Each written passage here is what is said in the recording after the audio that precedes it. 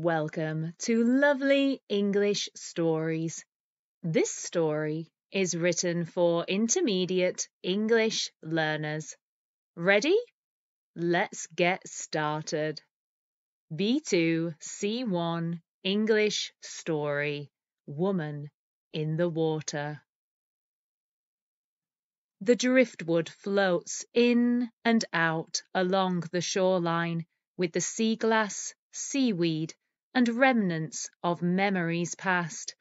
The sound of the waves chilled Richard to the core. He has memories of this beach, of these waves, and of the light cascading down from the lighthouse, causing the ocean to shimmer. Richard loved the sea. He loved to feel the water splashing against his skin and flowing through his fingers. He used to surf, bodyboard, and partake in co-steering with his friends whenever he got the chance.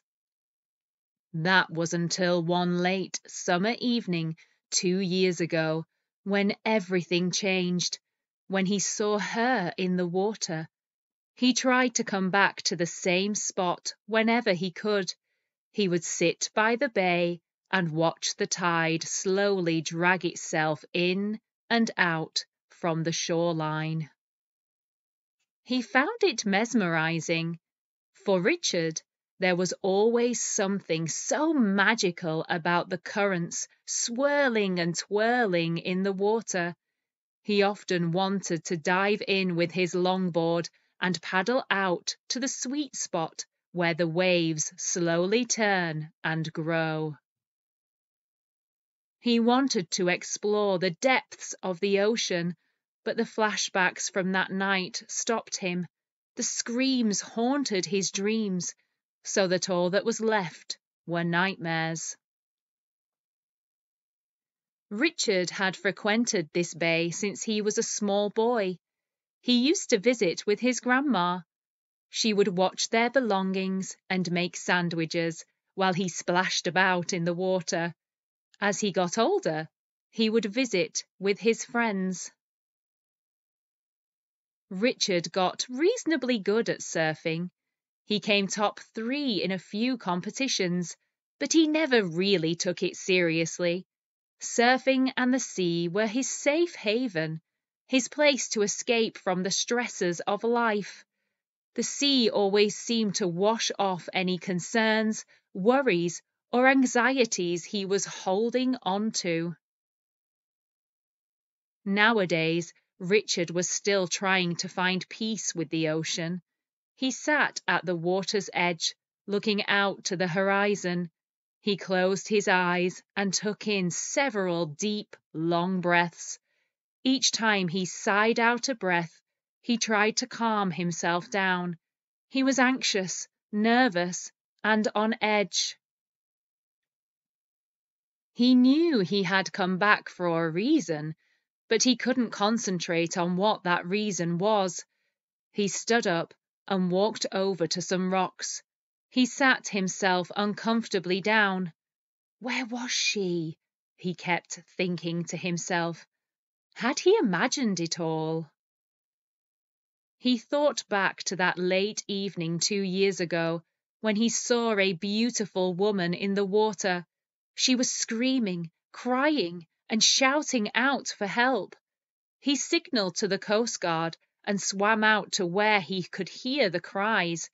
When he got there was nothing.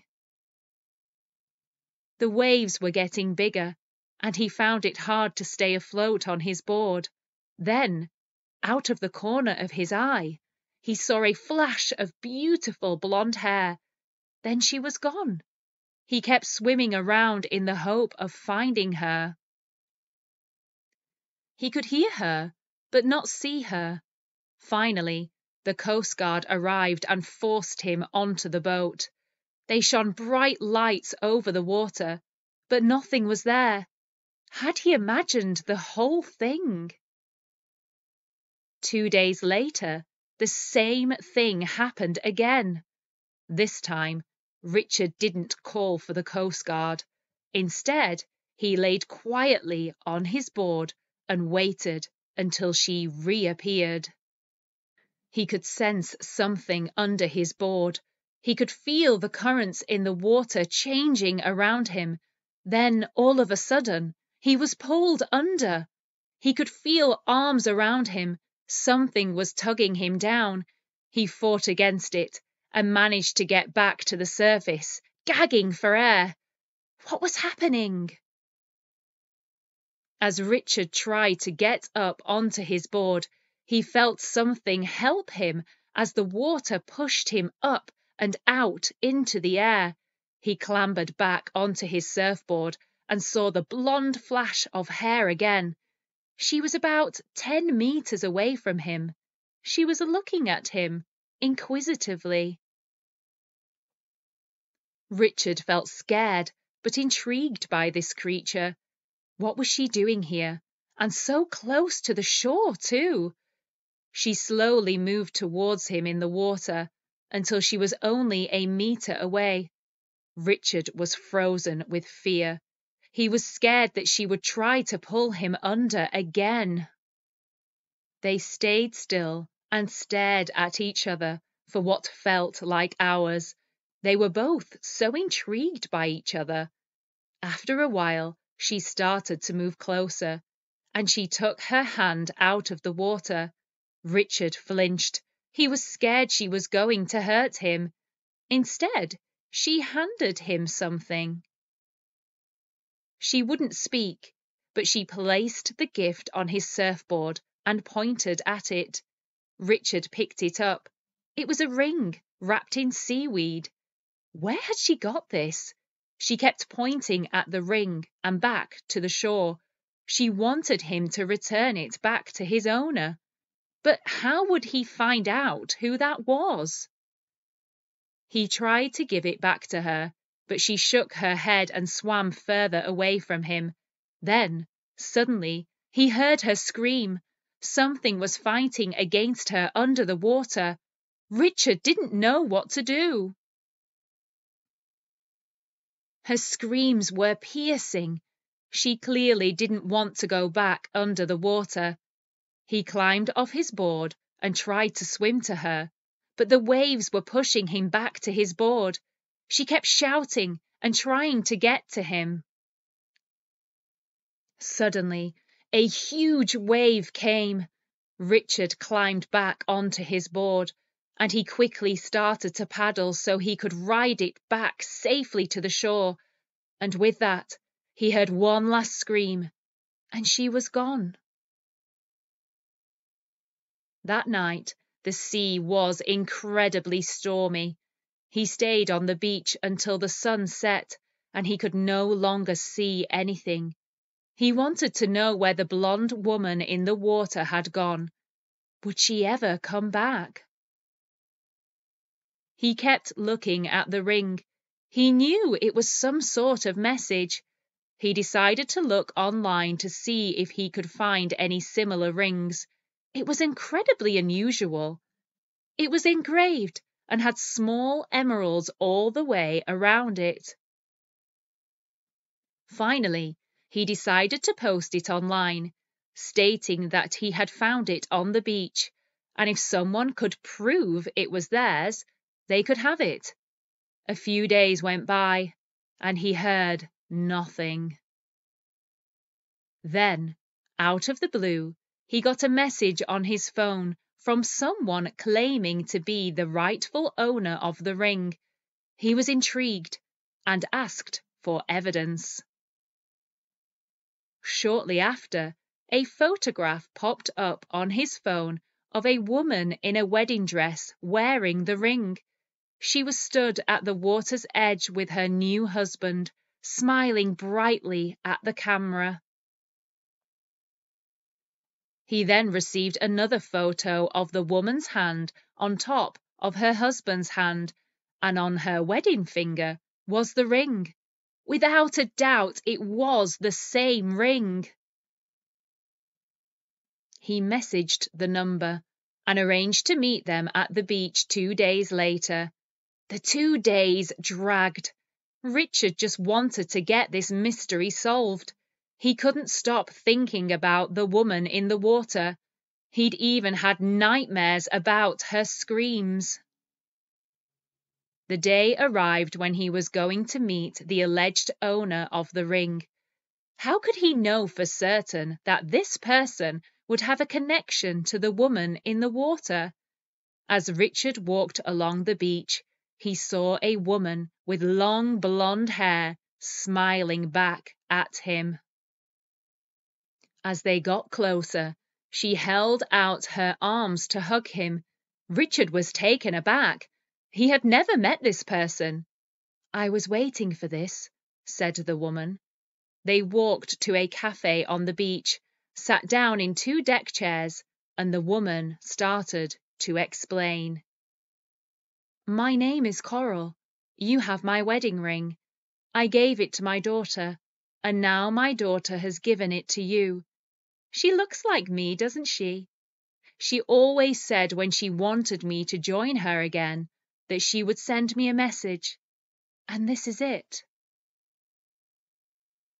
Things were not making any sense to Richard at all.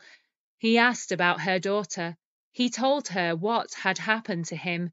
He couldn't understand. He almost felt like he had imagined it all. Was he going mad? Coral did not go into details. She merely said that this was a message from her daughter, and that now it was time for her to join her again. She had lived her life on land, and now her daughter needed her back in the ocean. Richard thought he was talking to a mad woman. However, he felt there was some honesty to her, so he got out the ring and passed it to her. Coral slowly took the ring from his hand and placed it on her finger. As she did, the green emeralds lit up, and Coral gasped. "It is time," she said. "We must wait until the sun sets, and then I will go back to my daughter." Richard felt like he should call someone. This woman was clearly out of her mind. But when he thought back to the woman in the water, to her screams, and to her agility in the sea, he knew that she needed her mother again. It was instinctual. "Would you wait with me?" said Coral. "Everything is sorted at my house. My husband knows I have received my calling from our daughter. He will know where I am. But it would be nice if I had some company while I wait for the time to come." "How will you know when that is?" Richard wondered. "The ring will tell me." And with that, they both sat in silent companionship until the sun began to set. "Now," said Coral, "the time has come." Richard looked down at the ring. It had lit up again with tiny emerald green lights. "Are you scared?" asked Richard. "Why would I be scared, darling? I'm going home." They slowly walked together to the water's edge. The beach was deserted. Coral took only her coat and shoes off. "It feels so good to feel the sea between my toes again." She looked back at Richard. "Please just put my coat and shoes in a bin. I won't be needing them again. Thank you so much.